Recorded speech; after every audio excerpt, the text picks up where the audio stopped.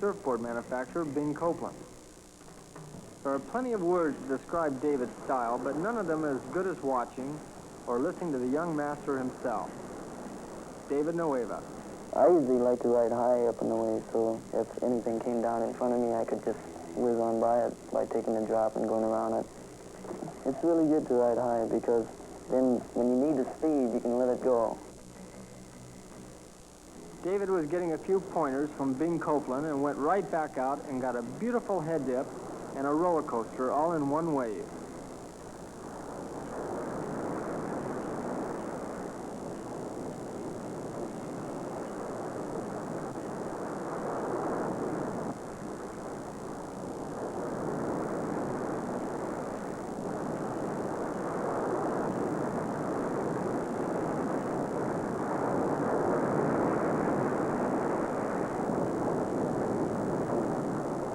David has never ridden any big waves before, but this is the first time he was out at Sunset Beach, Hawaii, and handled it like a pro.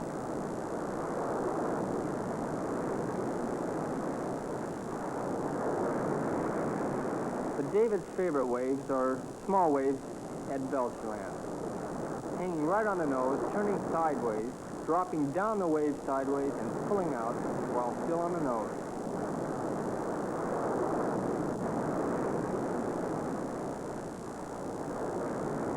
David's still searching for his perfect wave. Here he is at the Bonsai Pipeline. I love Bonsai. It's a feeling like going down the roller coaster for the first time in your life, taking a drop there.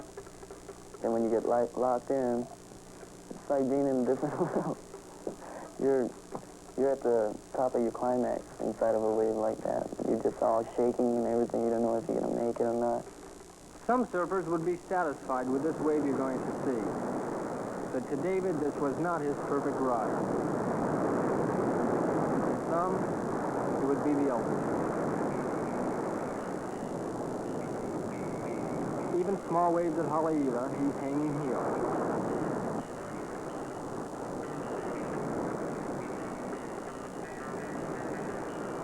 That's creativity in its pure form.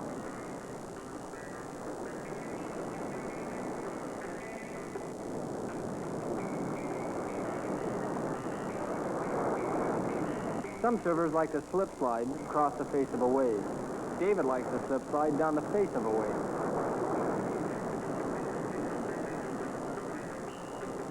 And this is as close as you can get to that perfect ride as David runs up to the nose, pops the tail block out, does a head dip, and slides down the face of the wave while on the nose, fin first. In 1965, is easily the best goofy footer of the longboarder era.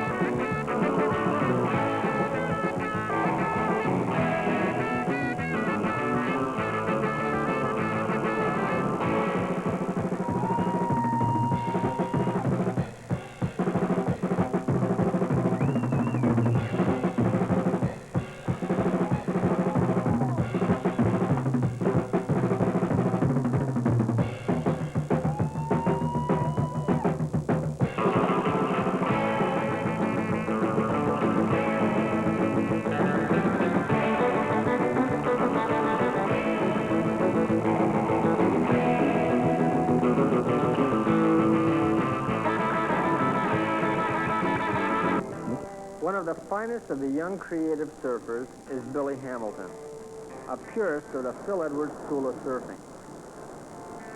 Billy's artistry on a board is typified with poise, grace, and style. If any one of the Golden Breed can find that perfect ride, Billy has one of the best chances.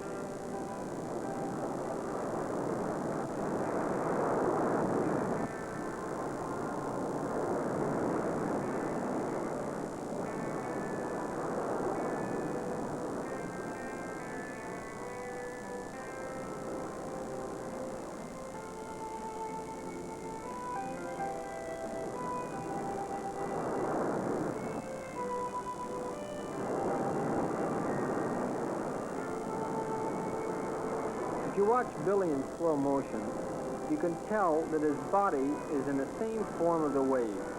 He uses so much body English that you can't tell the difference between him and the board, keeping just ahead of that whitewater and complete control at all times.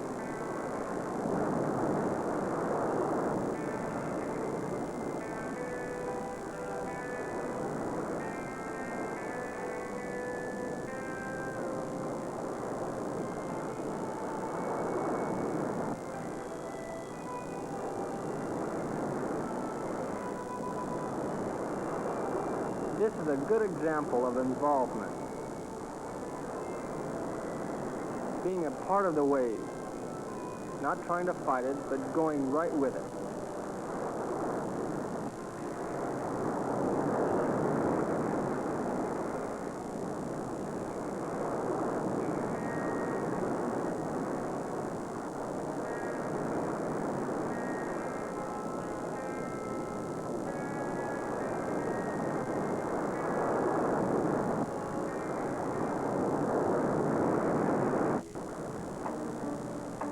Another power surfer is Butch Van Aartshalen, the king of the pipeline. Butch is getting ready to go out to Sunset Beach. When I'm at Sunset or Bonsai or Waimea or Makaha on big surf, I feel that I'm putting my ability that I really have as Butch Van Aartshalen in a big wave because it's my type of surf. I really like to get behind it. He powers through this first little section. Now watch him drop down to the bottom of the wave, and it looks like there's nothing left of the wave. Until it throws over that second reef inside, he switches stance and gets locked right inside.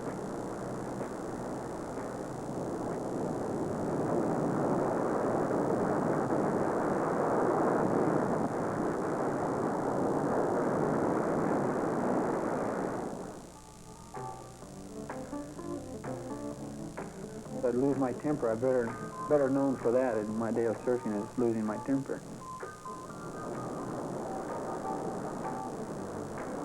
Here's Butch surfing some small waves at Pupukea late in the evening. The only one out in the water. He had the waves all to himself, and he was having the best time of his life.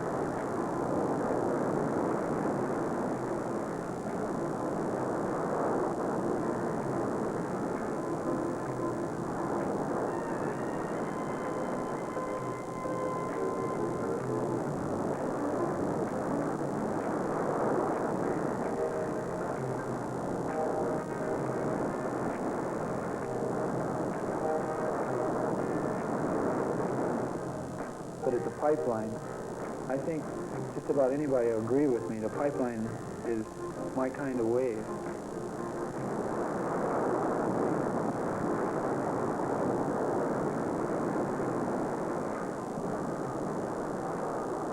And here Butch is surfing Waimea Bay, doing something that only surfers have been doing for the last 2 years, and Butch was the first to do it. Watch closely on the next wave as he drops in. Switches his stance, dropping in left foot forward, getting down to the bottom of the wave, and after he gets to speed, he'll switch stance as he comes out of the whitewater.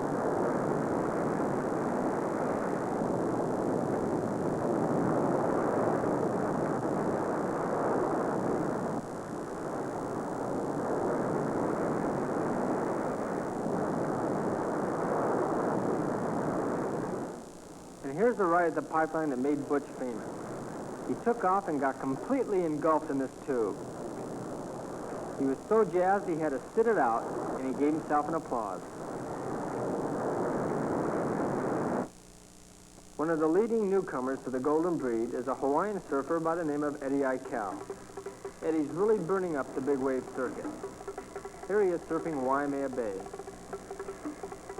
Waimea Bay is a place of, I think, is where the biggest waves come in to the surfers out there, I give each one of them a lot of credit and respect for them because it's their life. It's their life they're playing with out there, and a lot of big names and all that are married. They love those waves so much. I think, and I wonder sometimes why they go out, because they got families and kids, and those waves out there are powerful.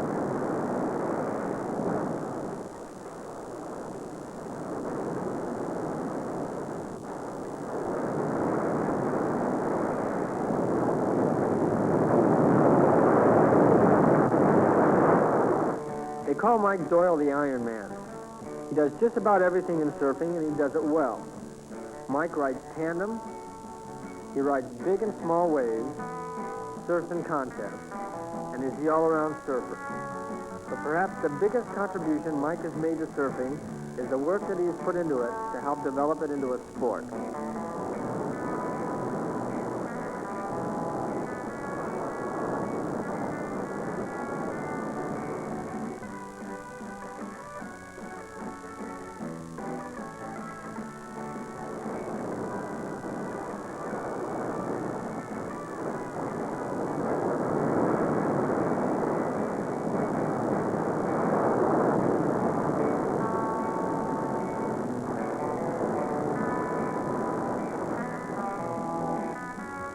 In a beautiful takeoff at Waimea Bay, a vertical drop. He drops down to the bottom and the whole wave collapses behind him. And it looks like he's going to wipe out, but Mike, being the power man he is, comes right out.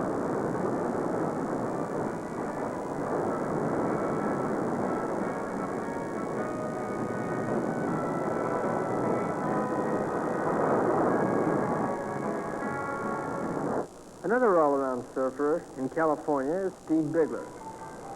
Steve made a recent trip to Honolulu Bay on the island of Maui and shows a good style against a beautiful wave. Steve Bigler.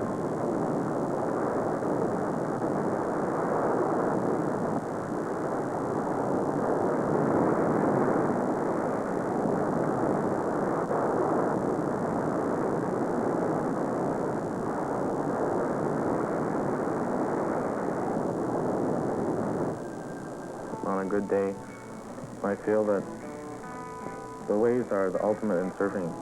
One of the youngest of the Golden Breed is Jock Sutherland. He's risen from obscurity to the top in just 2 years, carried by a style that makes every ride look easy no matter how tough the waves. Jock is a surfer who knows no fear. When you paddle out in the water, the peaks are shifting all over the place, and you're just encased in a big glass room with the sun shining through it. Wonderful.